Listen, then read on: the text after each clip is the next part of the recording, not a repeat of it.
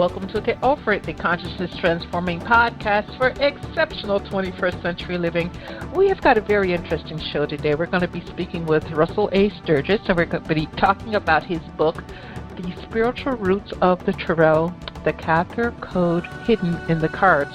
But we're going to be talking deeper than that, if you will. We're going to cover what I just mentioned, but we're also going to talk about metaphysical aspects of the pandemic and some other current events going on so that you get a full view of who Russell is, because he's much more than this one particular book.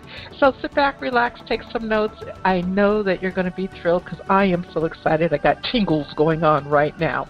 Now, the information shared on Get Over It uses intuitive and pragmatic insight to help you shift your consciousness to break through blocks and release energy that is no longer needed. Yes, we're going to help you let go of the BS that is holding you back. But you guys know I always ask that question, are you truly ready to? And by the way, folks, BS is belief system. A bit about me for my new listeners. Intuitive since birth. I'm a third-generation intuitive with over 3 decades of experience supporting people to break through the blocks along their path. I'm a strategist for personal and professional transformation, revealing cutting-edge information that enables you to prosper and thrive. I spent 25 successful years in corporate America as an executive sales professional, and I am the founder of Healing Visions Ministries and the Northern California Children's Education Network, a 501c3 nonprofit. I also author 2 books.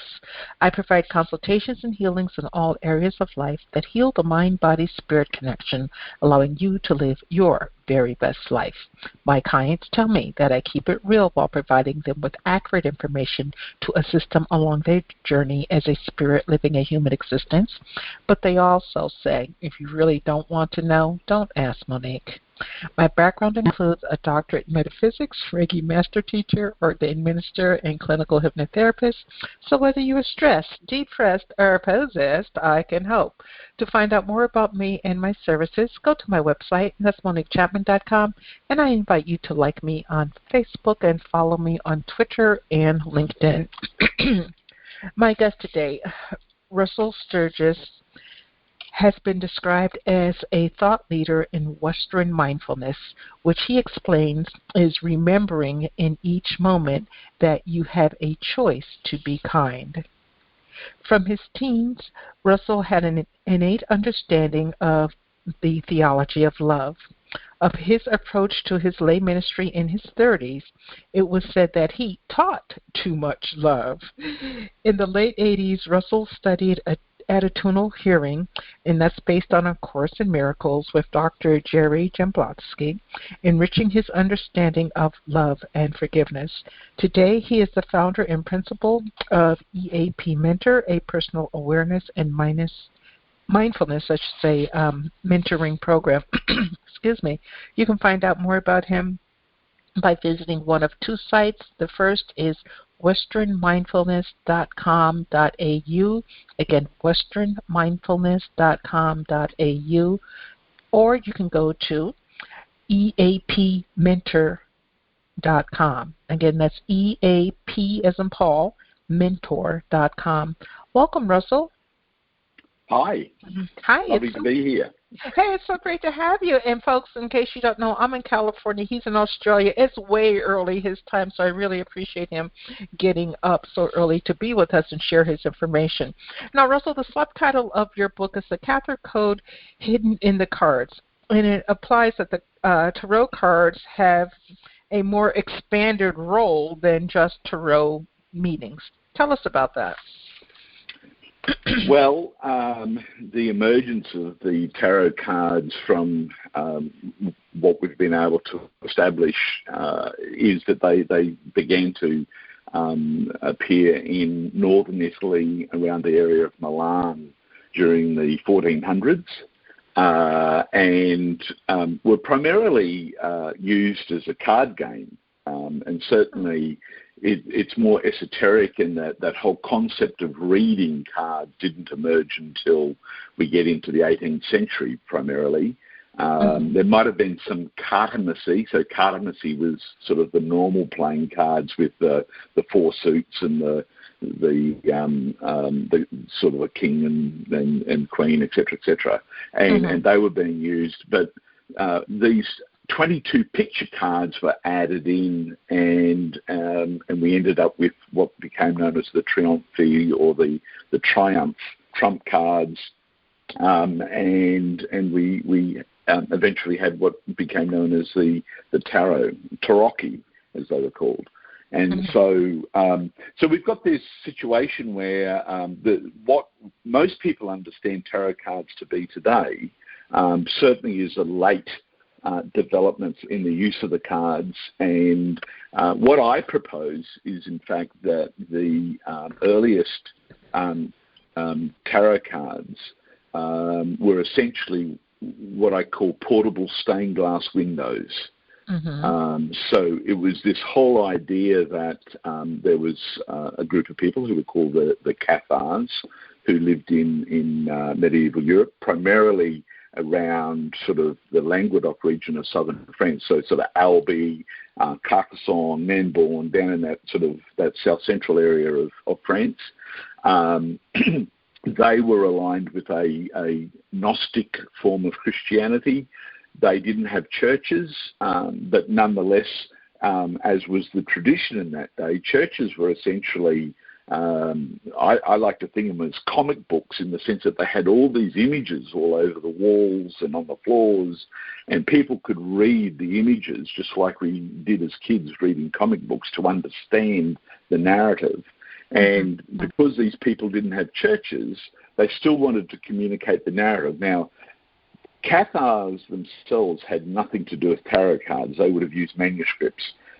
There's a lot of evidence to show that a lot of early paintings and depictions of the Cathars show them with books, and we know that they were there was an intelligentsia within the Cathars that would have championed manuscripts, and that's how they would have carried their knowledge, would have been within images within these manuscripts. But the Catholic Church basically got rid of the Cathars during the 13th century and going into the 14th century, and certainly by 1350. The Cathar Church as such was gone. The Catholic Church had successfully got rid of them. And I suspect what happened was people went underground at that point, and cards had just come into Europe at that particular point in the late 14th century, and it became a beautiful synergy of these images that probably were in manuscripts being translated into these portable cards. Skip forward a couple of hundred years from Italy, and they re-emerge in France as a canonized set of images. So by the time we get to the 1600s in France, these images are now set in a sequence, particularly what we call the major arcana, which are the 22 sort of trump cards or picture cards. They've now become canonized as a sequence, and that becomes a standard sequence. And they become known as the Marseille Tarot. A little bit later on, they're referred to as the Marseille Tarot. Yeah. Wow, thank you. You know, it's interesting. You talk about the Catholics didn't like the Cathars and they got rid of them. When slave trade was, going on in the United States, they brought the slaves to what we call the United States now, and they wouldn't let them practice their religion. So they hid it within the Catholic religion, their rituals and their procedures. And it's interesting how, to me anyway, how the Catholics, I guess, they just wanted complete domination back then, and maybe even today. Well, I think back then these people were known as the good Christians, or the good men and women, and the Cathars this is. And the reason they were called that was that they really aligned themselves with the gospel of love. These people were really devoted to what would have perceivably been the teachings that Jesus had originally prescribed. Once we get into sort of the 13th century, the church is very involved in politics. It's very involved in controlling money in Europe. It's about it's about property and wealth and power. And so it's lost all of its core mandate, which was theology of love. And so these people turn up who are really attracting a lot of interest, particularly in southern France, with the nobles. They really like these people because they're honest, they're hardworking, they're neighbourly, they espouse all of the core original teachings of Christianity, whereas the church had gone to another, different place. You've got they're about tithes and offerings, which are essentially was about taxing people, and you've got sort of the clergy that have excesses around sex, drugs, and rock and roll, so as to speak. They're into going to the excesses, and so they're embarrassing the church. And southern France had sort of been left alone by the church, and it couldn't do it anymore. They sent in the Dominicans and the Franciscans to try and sort of talk these people around to becoming aligned with the church, and that failed. And then in 1209, Innocent III, he commissioned the Albigensian Crusade. And so what you had was northern French nobles and their armies came down into the south, and they basically systematically, under the direction of the church, went through city by city and wiped out thousands of these people through all this region of southern France in an attempt to get rid of what was showing them up. So the getting rid of the Cathars was about allowing them to continue to be involved in material values, whereas what we saw the Cathars fully committed to was spiritual values, sustainable values. Mm-hmm. Well, based on, reading in your book, it seemed as if the Cathars were truly embracing equality. I mean, women were the same as men when it came to religion and other aspects. Could you expand more on that? Yeah, well, one of the really lovely things is that if you look at the 22 major arcana, which is what I'm focusing on in my book, of those 22 images, 12 of them have either women or symbolic images that are related to women in half of those cards.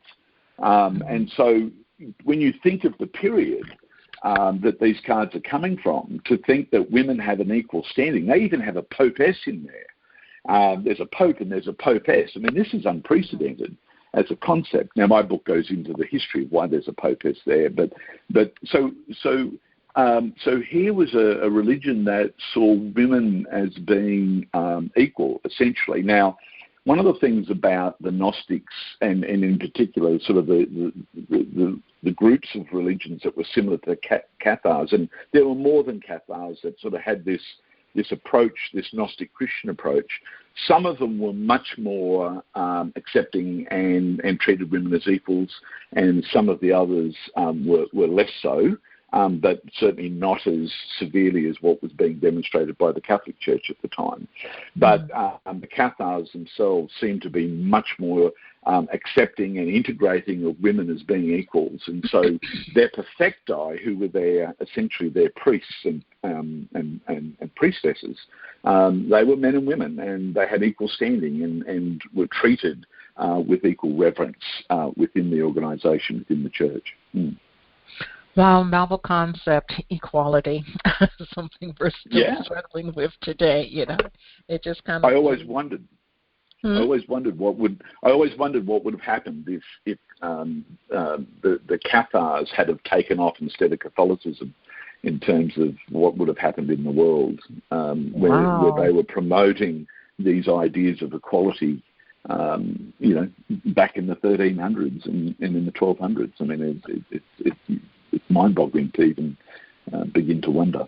Yeah, but when you say that, the one thing I know for sure, Donald Trump would have never been president of the United States because the energy just wouldn't have supported it.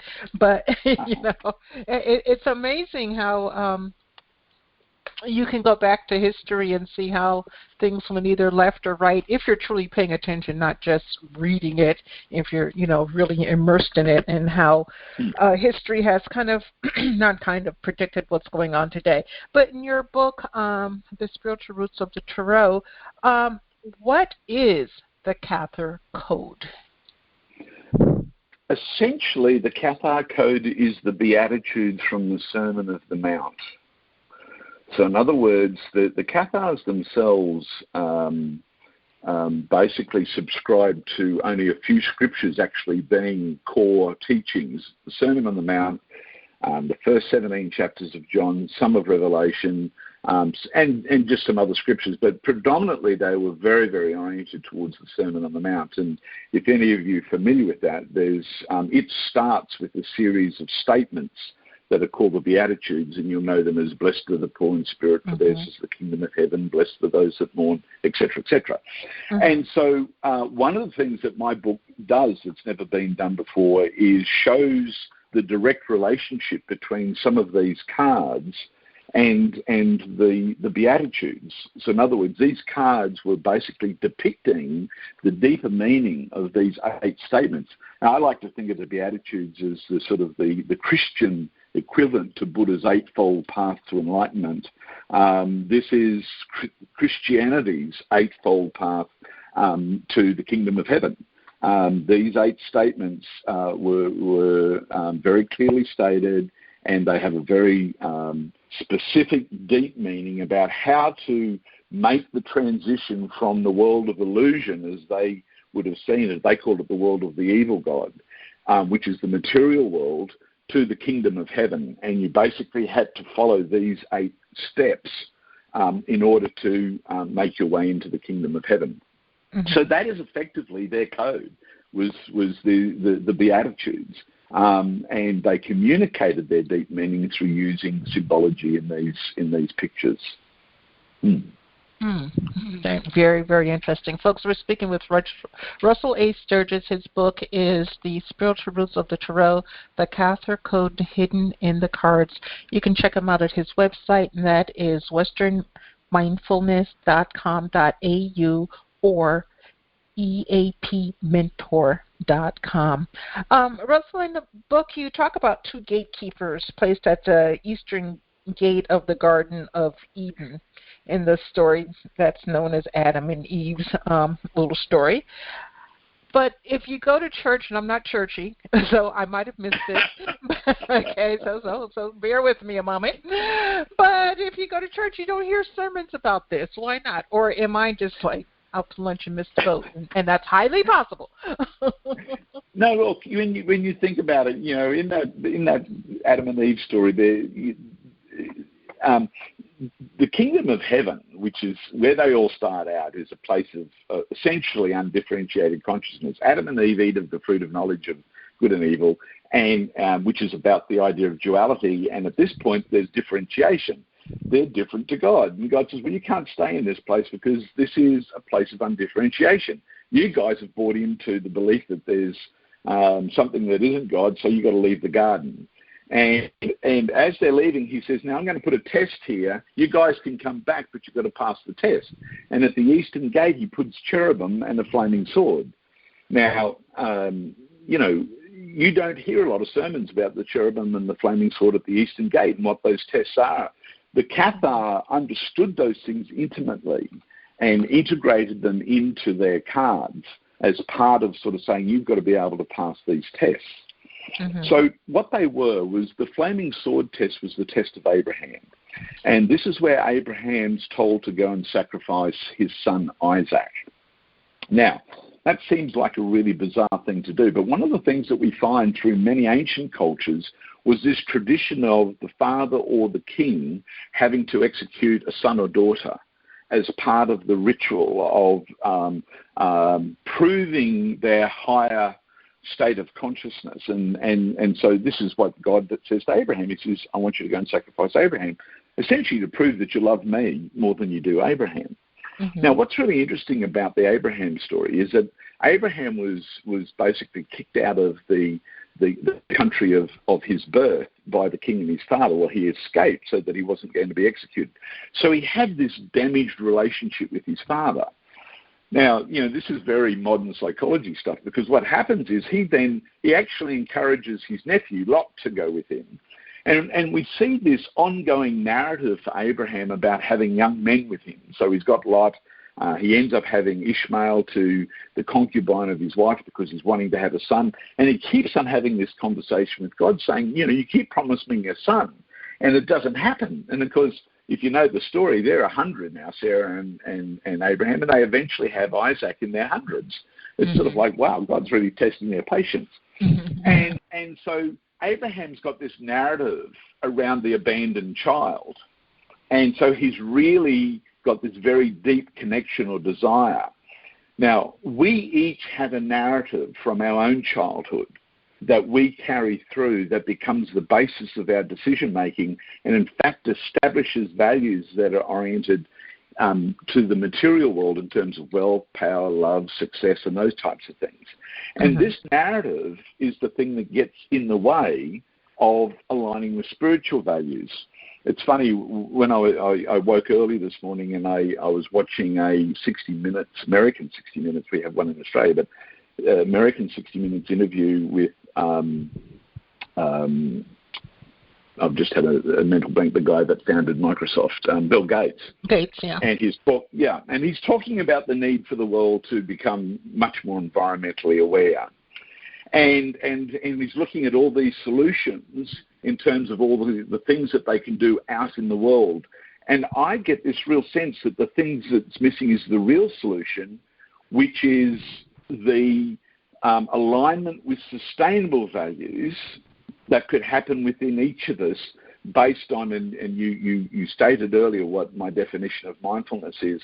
Our concept of Western mindfulness is remembering in each moment to be kind to yourself, to others, and to the planet. You see, if we had people shift their core set of values to sustainable spiritual values, they will be much more conscious about consumerism, the way in which they relate to animals, and the way in which they treat the planet. And people will be motivated by love to turn up in the world and change their behaviour instead of trying to do it all from the other end. I think we've actually, excuse the French, we've got an arse about face in terms of this whole idea that we're trying to fix things outside of us when in fact the real shift in terms of sustainable change has to be within. And the narrative, okay, is the thing that we have that stops us from doing it. So let me just, if you can indulge me for a minute, my narrative that I developed as a result of my upbringing was that in order to justify being different, I was always a bit different. I was raised a Mormon, so in Australia that was pretty different. And,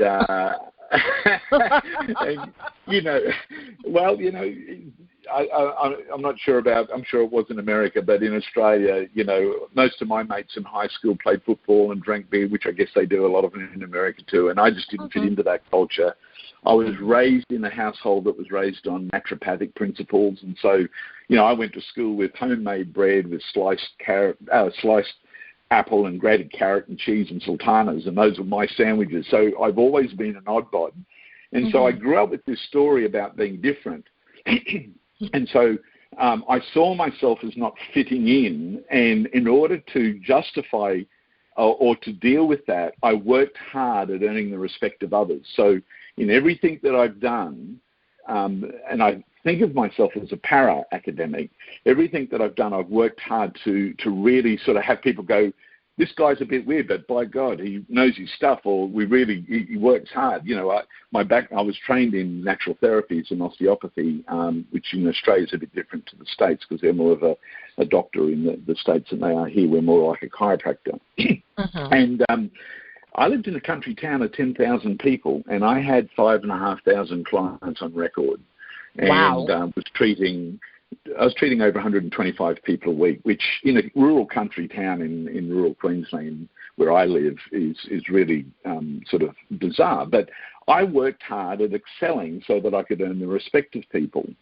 And so my whole life has seen me driven to succeed and to earn respect. The consequence of that, though, in the end was I became incredibly overweight, depression, bankruptcy. I went to hell and back as a result of being driven by my narrative. But, part of the philosophy that the Cathars were teaching is, in fact, that narrative is the gift we gave ourselves to serve humanity. And so now I put my 7-year-old up on a pedestal and I go, you little ripper. Yes, you caused me a lot of suffering along the way, but what you gave me was a whole lot of tools to make a difference in the world.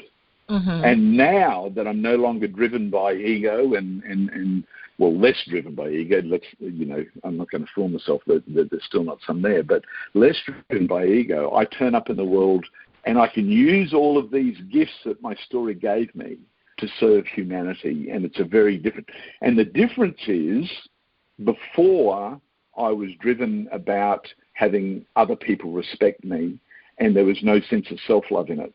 The difference now is that I'm able to balance this sense of self-love with the love of others in what I do. And so I can say no or to people's demands. I can be more balanced in how I function in my serving. And really that's what the Beatitudes and what this book is saying is that in taking on spiritual values and sustainable values, it becomes an act of self-love.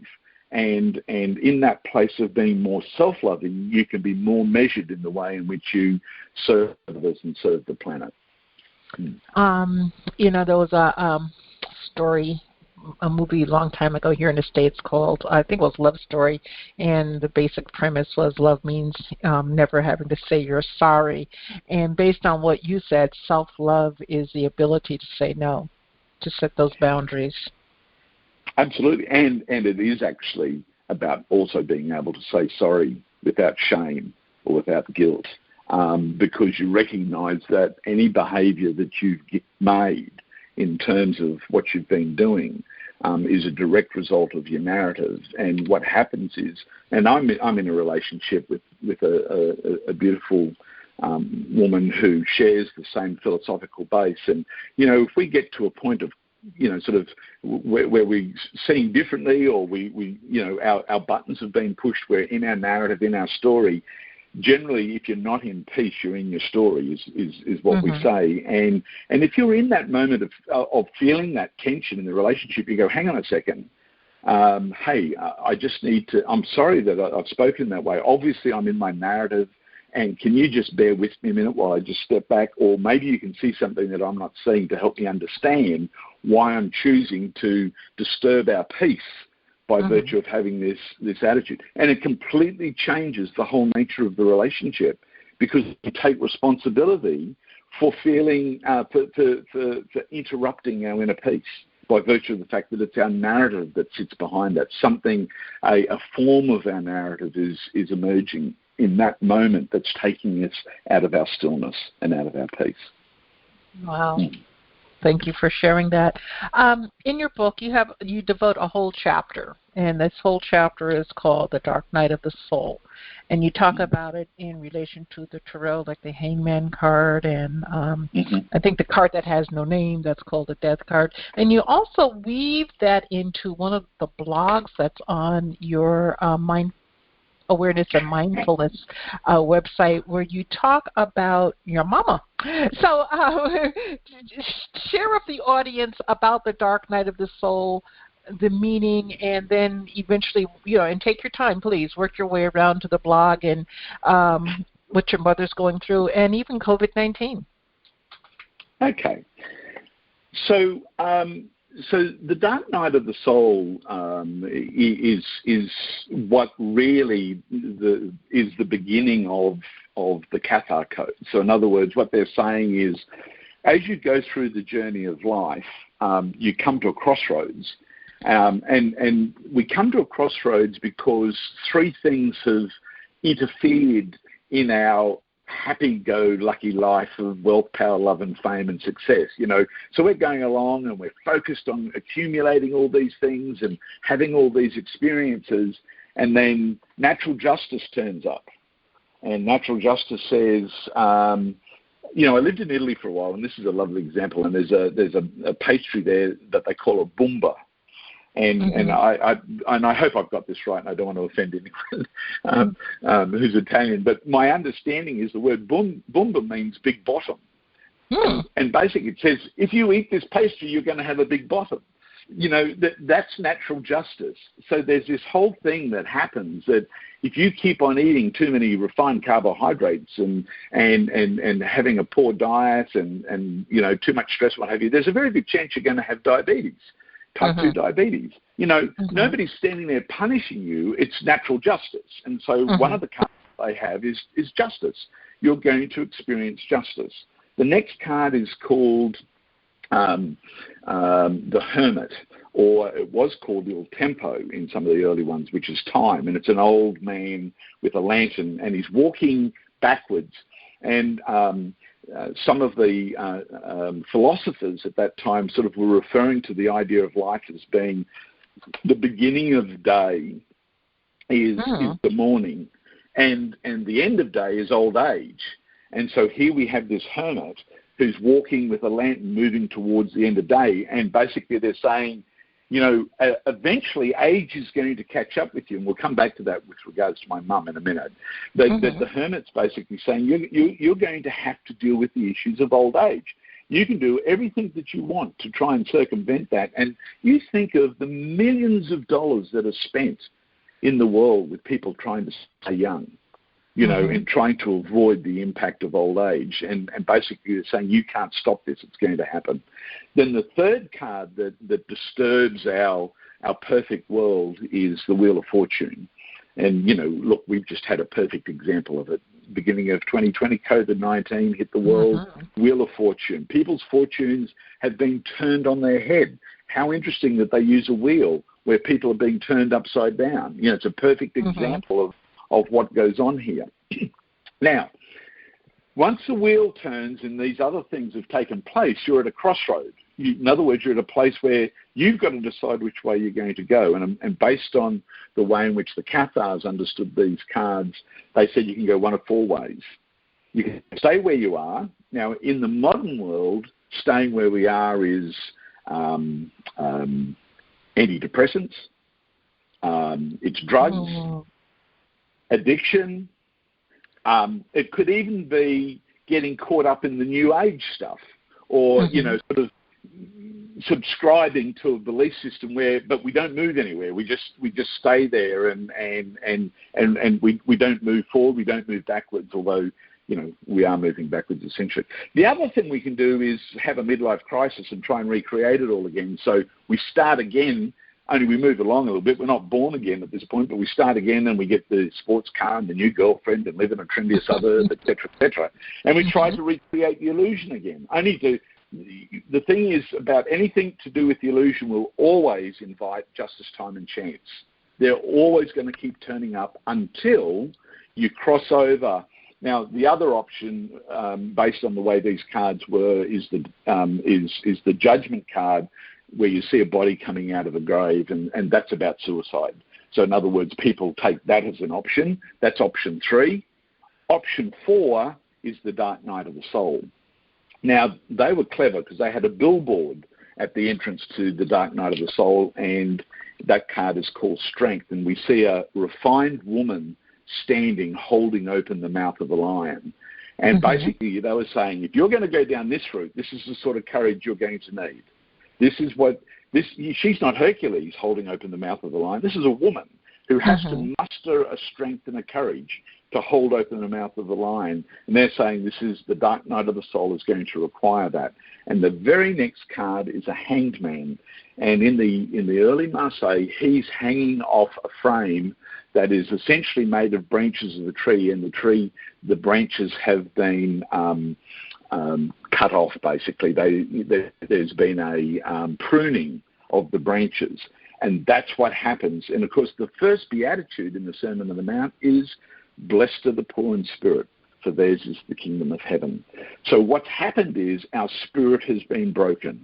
Our spirit around accumulating material values has been broken, and now we're in this place where we move into the fact that these things are no longer sustainable, they don't support us anymore, and now we go through the process of becoming non-attached to those things. And it's not that we don't have them, but it's the fact that we actually develop a non-attachment.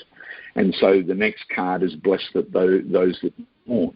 I have a really lovely distinction between grieving and mourning. Grieving is when we're still attached to what we've lost and we can't let go of the attachment. Mourning is when we can look back and we're no longer attached to it. We're still suffering the experience of loss, but we've let it go. And what happens is in many of the cards, this shows a skeleton with the scythe, and in the ground is the head of the king and the prince, which is about power and success. There's a hand that holds the shape of the Pope, which is about wealth as it's related to how these guys saw it. And then there's a sort of a delicate hand, which is about love. So wealth, power, love, and fame are the things that distract us from a really profound relationship with God. And so what happens is the card of showing this skeleton is looking, in some cards he's looking back, so he could be looking back at where he's been. In other cards he's looking forward, as is to say, I'm no longer attached to the past, now I can move forward. And so we have to be able to go through this process of detaching from the worldly values, and that's where the really difficult, courageous part of this is, because only through that are we then available for the next card, which is temperance, and that's related to blessed are the meek, for they shall inherit the earth. You know, the word earth shares the same root as the word humus, and the word humble comes from the word humus.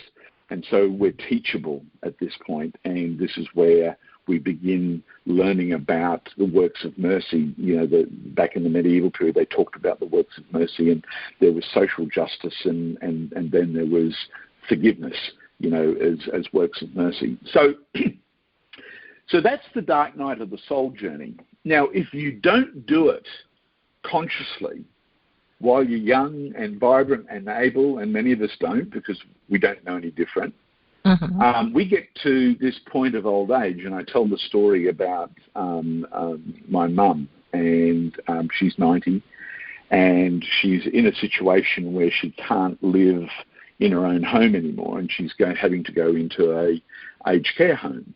And of course, as many of you know, there's a paring down of possessions. You're going through this process of having to let go of a whole lot of things.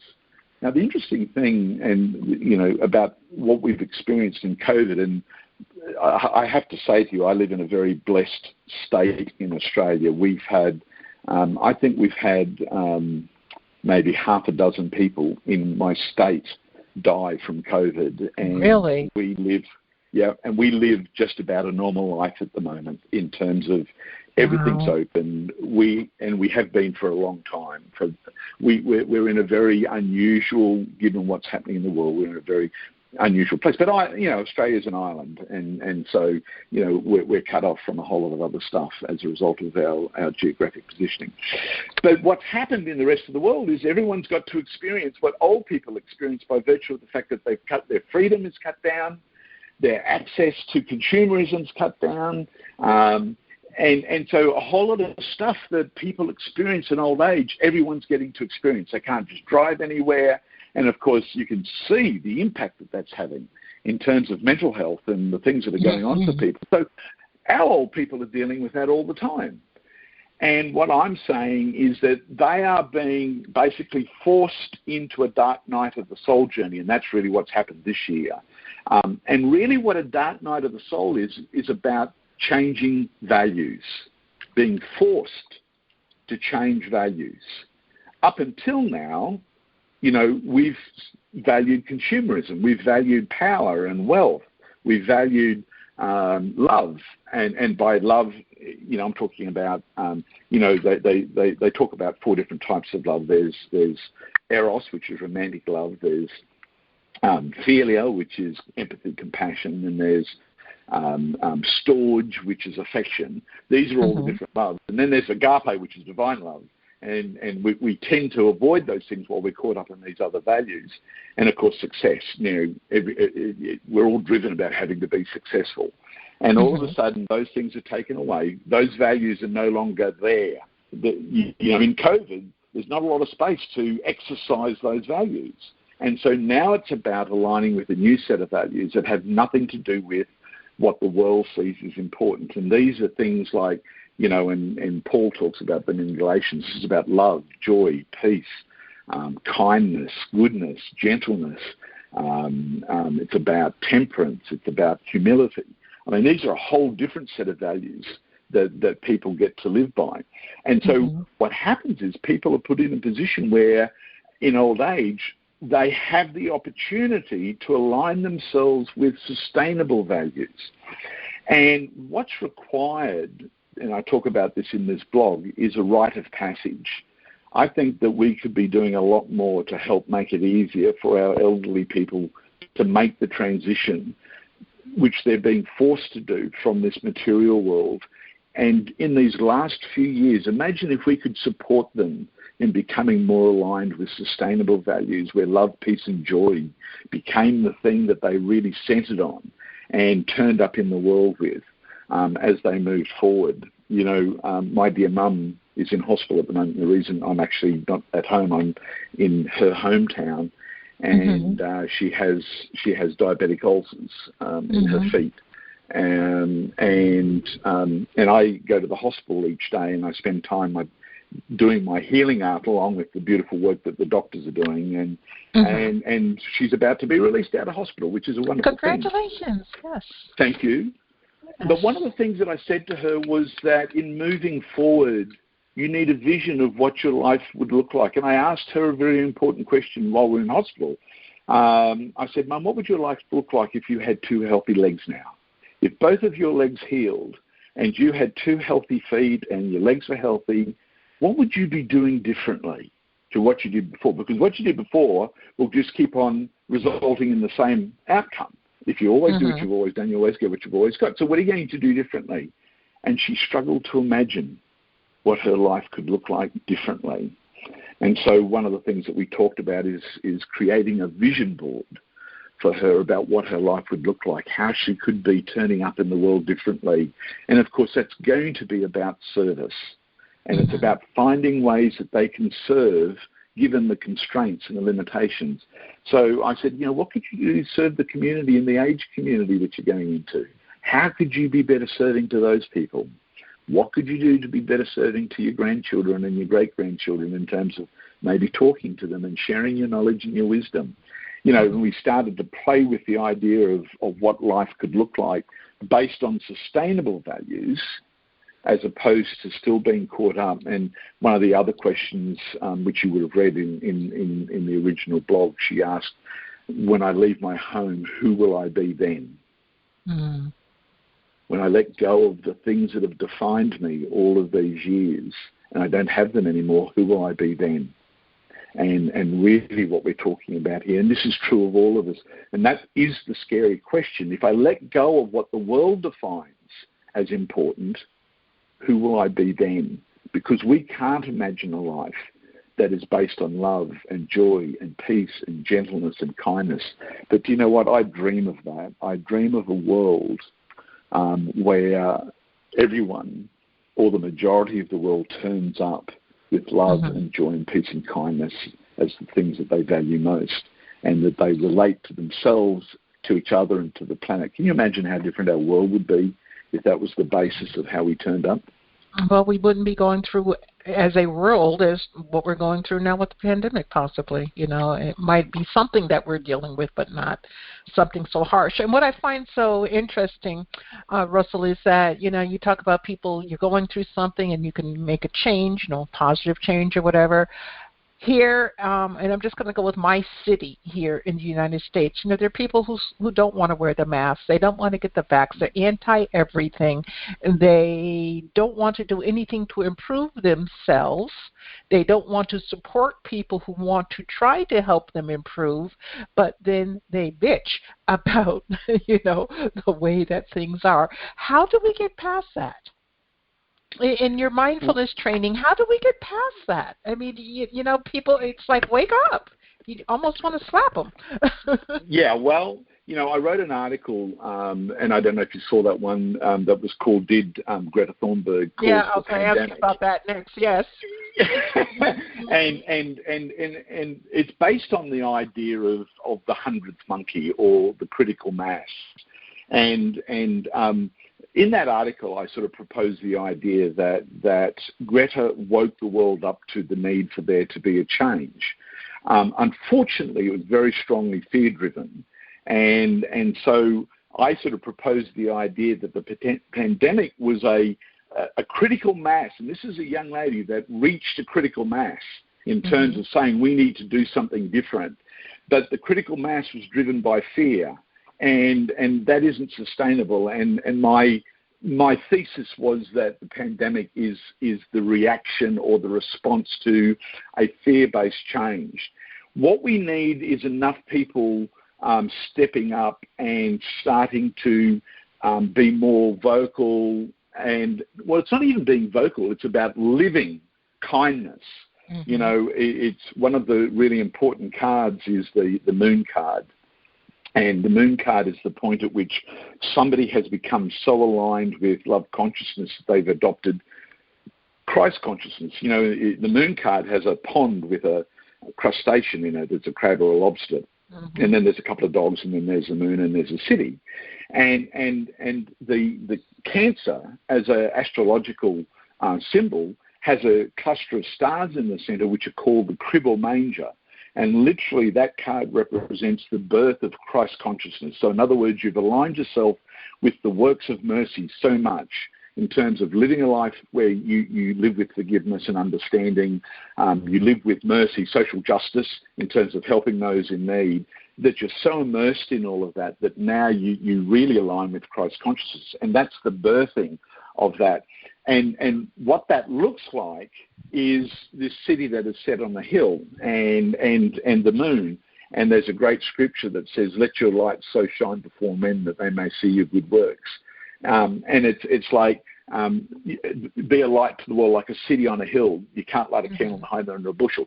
We need more people who understand these principles to really start to be more out there and showing that in terms of how they're turning up. And we need the media and people to start giving a voice to this. You know, unfortunately, the media thrives on controversy and scandal and all of the negative stuff. And I really believe that where we need the shift is in the media starting to focus on a love-centered consciousness as an alternative and really starting to highlight that. But it seems that doesn't sell as many papers.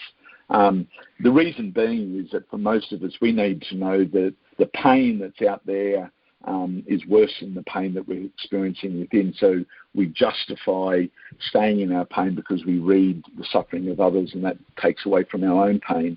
We need media to have the courage to stand up and to start to promote more and more the sustainable values of love, peace, and joy.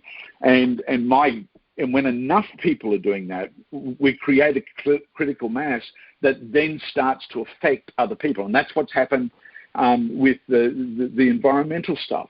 We can see it happening, but we need it to be more love-based and less fear-based, if that makes sense. Yeah, it does. And if it's more love-based, I mean, the energy of love just changes everything, no matter how you focus on it. Boy, our time has gone so quickly, but I do want to ask you a couple of more things. Yeah. I want to get back to Tarot for a moment, and then the second question won't be Tarot. But you use the Tarot cards in your daily life, and if so, how?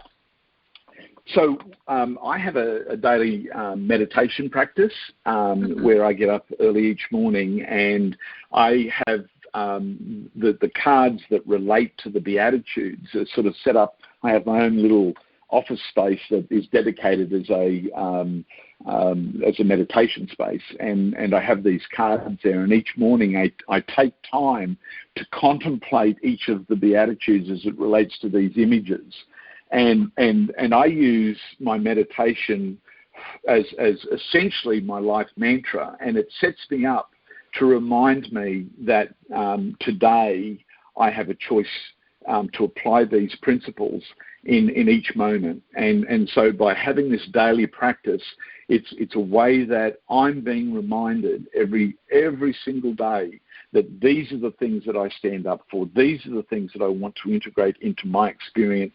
And, and what happens for me in a very personal way is when I have a moment where I feel being discombobulated, and I was just going to share this a moment ago, if you get a moment where you become angry at what's happening in politics or what's happening in terms of people and how they're dealing with their pandemic, if you're getting frustrated by that, turn it around.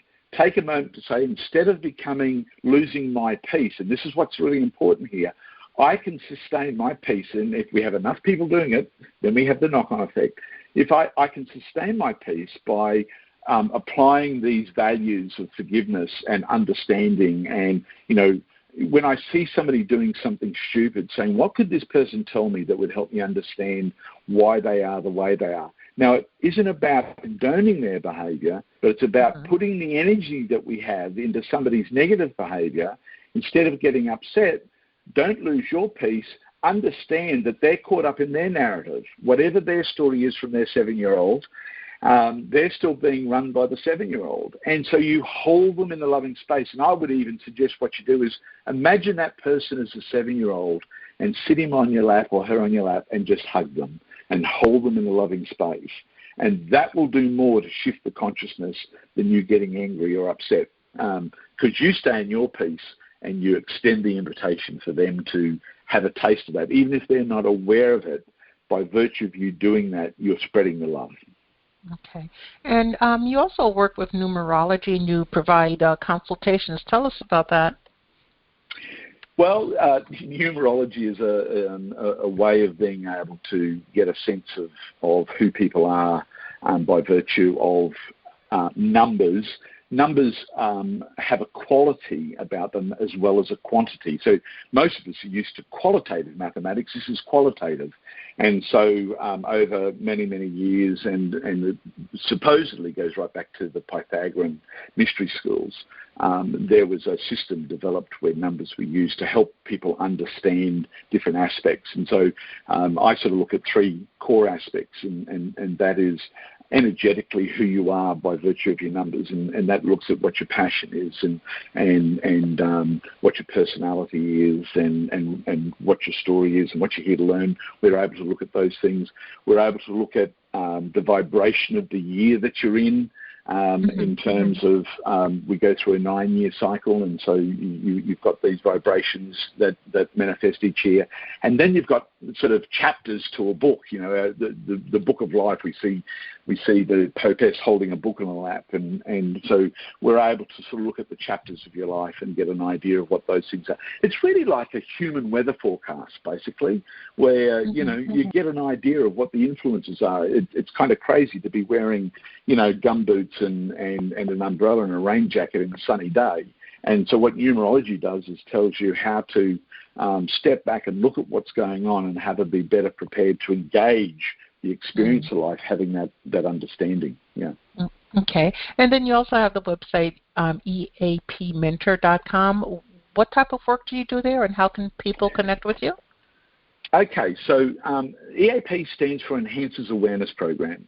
And what we do is we work with people one-on-one over a 12-month to 2-year period to teach them how to, through mentoring, how to adopt mindfulness as a way of life. And it's a 5-step process. We call it CHASM is the acronym. C stands for identifying your current reality. We have a really lovely methodology for having you really explore who you are physically, mentally, emotionally, and spiritually in terms of awareness. We look at the narrative, what gets you there, what has caused you to be in that place, which is about being honouring. That's the H, the honouring self. We then go into A, which is about the alternate reality. What would life look like if it was expressed with more love and peace? S is what's the strategy that I would have to do? And then M is mindfulness. And our thing about mindfulness is, when you're in that place where you have a choice between choosing love or fear, stop and remember that you do have a loving alternative. And then we say, and this is what's really different to our work and a lot of other work, follow the path of least resistance. And if the path of least resistance is to still act fearfully, then do it, as long as you've stopped and considered that there was a choice.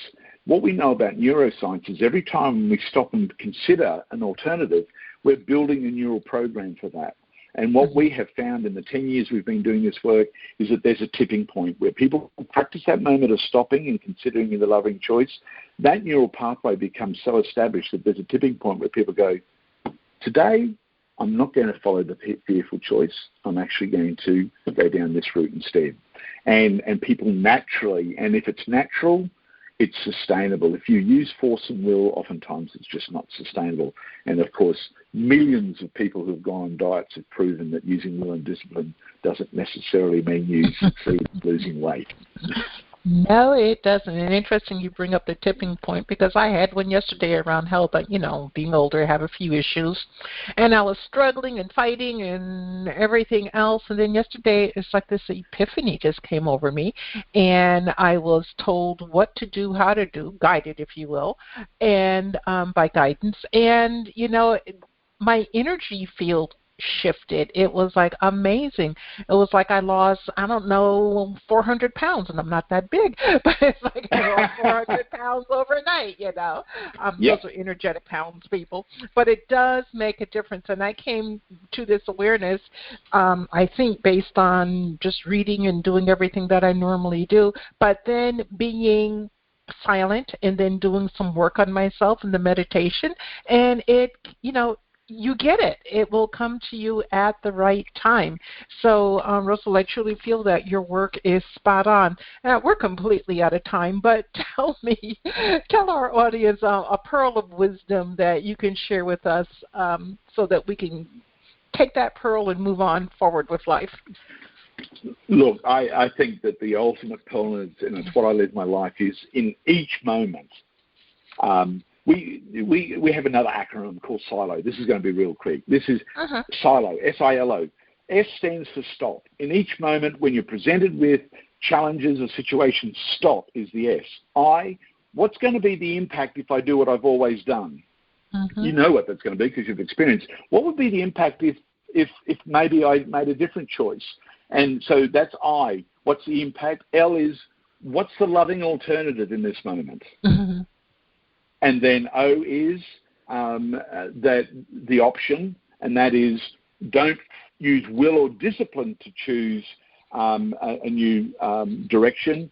Just take the easiest option, given that you've stopped, considered the impact, and considered the alternative, the loving alternative. Then follow the path of least resistance, which is the easy option. The easy option, and you gave it your example was so beautiful of what happens. And it does happen. I'm so glad that you could relate your experience, is that there is a tipping point. And if you practice SILO enough, you will create a tipping point. And what you experienced yesterday is what happens. Yeah, and folks, I didn't, I wasn't consciously trying to create anything. It came to me, and it came at the right time, in the right place, while I was watching the NASCAR race. Hey, you never know. Okay, you never know. But pay attention, and pay attention to what's going on in your life. Russell, I have enjoyed our time together immensely. Thank you so much. I really appreciate you. Thank you. I've loved the opportunity to share with you. Thank you. And to the audience, we appreciate your time and attention. And I want you guys to remember that the most important choice that you can make is what you choose to make important. Consider making the masterful choice of love. Abundant blessings, light and love to all. Agape.